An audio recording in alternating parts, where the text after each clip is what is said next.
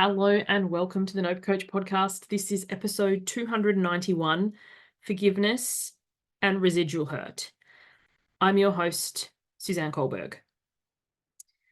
Today's topic was sent in. So this is a response to someone asked, hey, could you talk about this on a podcast? So here I am giving it a go. It's not my area of expertise, but if this topic, or if you have another topic that you're like, oh, I wonder if Suze could do a podcast on this, send me an email, info@suzannekohlberg.com. Give me as much of the detail as you can. Your ins and outs will be kept confidential. I won't say, Sally Sue said this. No. Whatever you send to me will be kept confidential, but I'll try and grab the threads of what you've sent in to answer in an episode. And that's what I'm doing right now.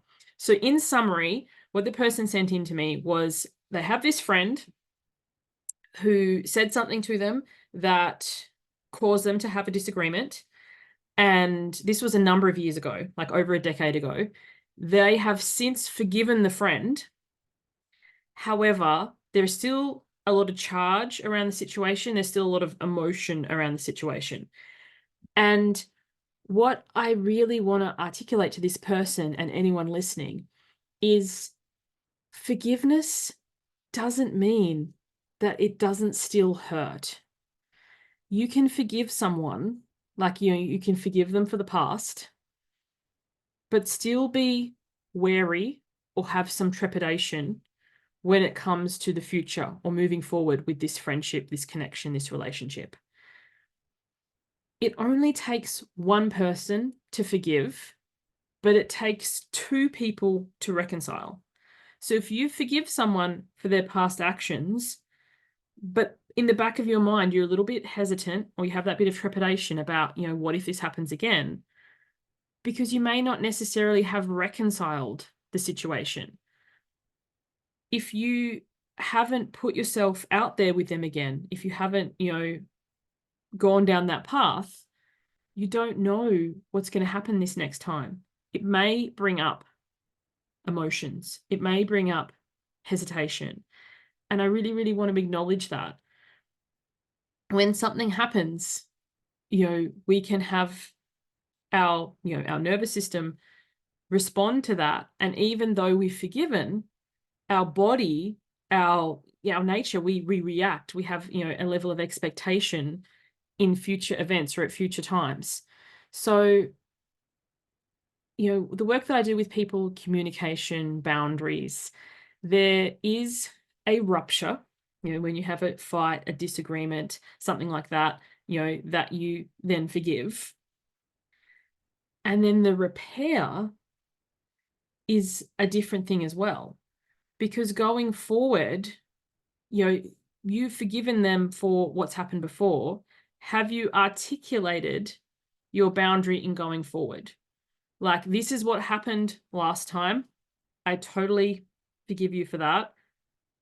And going forward, this is the standard that I have, or this is the boundary, or however you articulate it. So I'm trying to think of an example.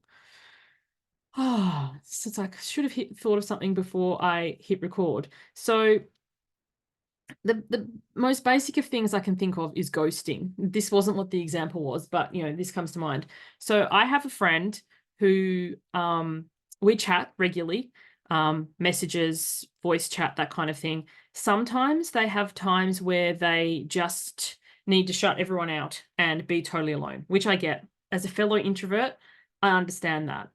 However, in the past, we were chatting regularly, we were in great level of contact, and then one day they didn't answer my messages and I got a bit concerned. Cut a long story short, I forgave them for, basically ignoring me for a period of time, and we've connected this friendship again. But I've let them know in future, when you need to disconnect or whatever, I get that. But just a message to say, I'll get back to you, or I'm having some alone time or something, so that I don't worry.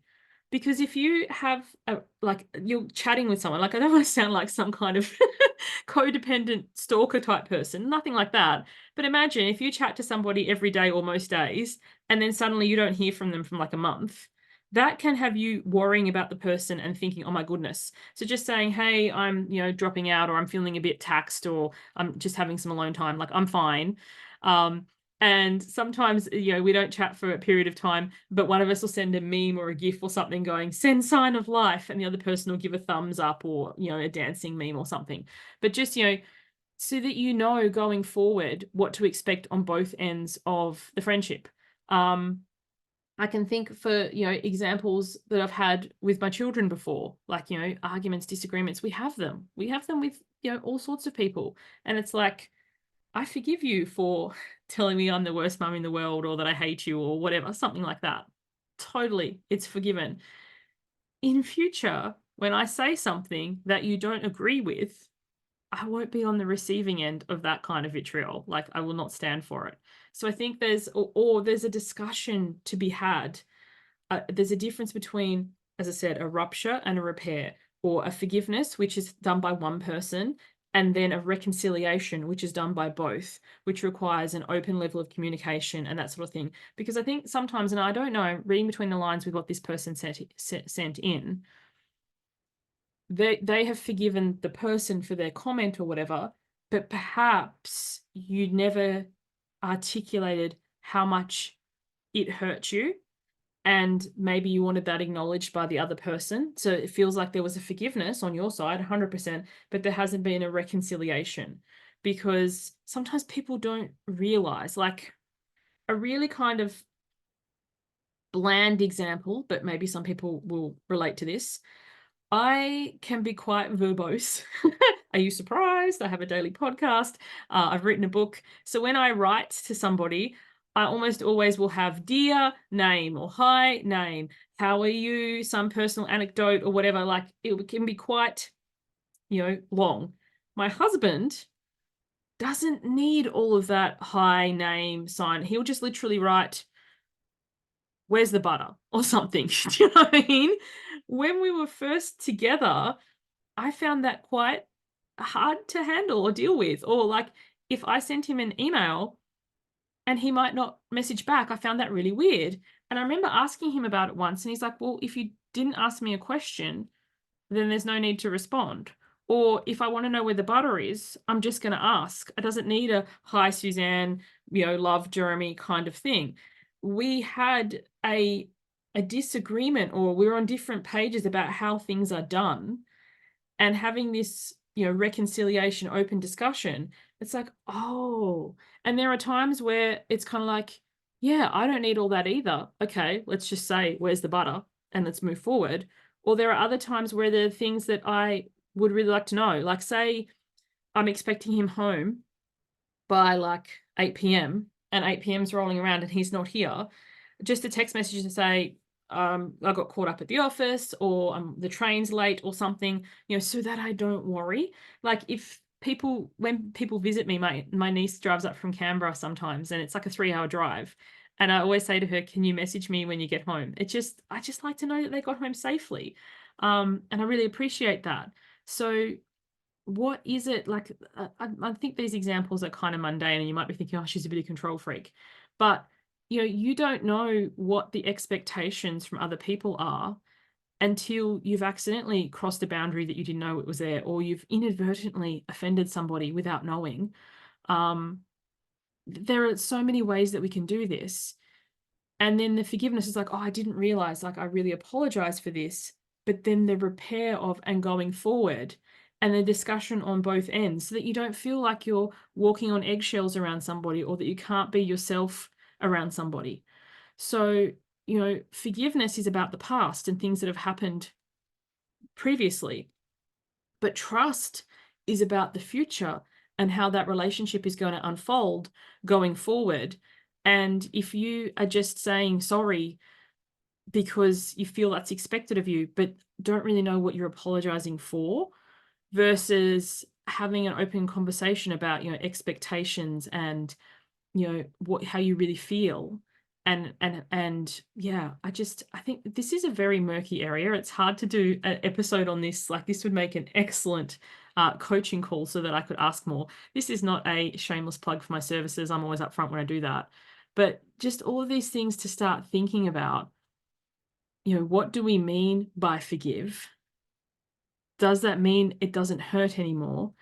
And, if we have forgiven them, but we still have a lot of heavy emotion about this, is there something that we need to air and discuss further? Because perhaps we don't feel that our needs have been met or perhaps even acknowledged. Because sometimes, especially if it's an offhand remark, I'm guessing in this case, based on the email it was, they might have felt, or they might downplay it or dismiss it as a joke, or, oh, I was only kidding, or whatever, and you've made a mountain out of a molehill, which can hurt even more if you're already feeling upset and unheard and unseen and unacknowledged. So having these open conversations with people and saying, when you say that, I don't hear it as a joke, or that isn't funny to me, not to start a fight and to get all riled up, but so that people can understand you. I have personally a very dark sense of humor. So I have to be mindful of who and where I let that out, because some people, they really don't understand that.